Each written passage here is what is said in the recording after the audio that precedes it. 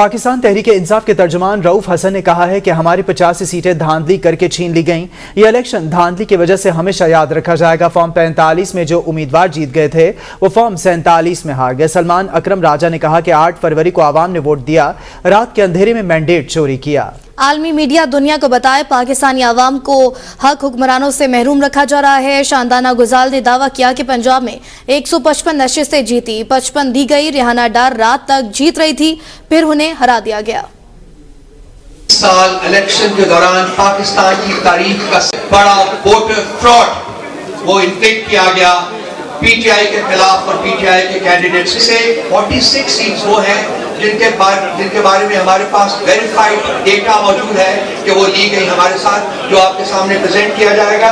और 39 सीट्स वो हैं जिनके बारे में डेटा जो है वो कंपाइल हो रहा है। 177 सीटों में से जो हमारी होनी चाहिए थी 92 सिर्फ हमें दी गई हैं और 85 सीट्स जो है वो फ्रॉडुलेंटली हमसे ली गई हैं। जो दर्जात फॉर्म 45 में है वो फॉर्म 47 में नहीं है। Punjab, we got 13.6 million votes and we were given 55 seats.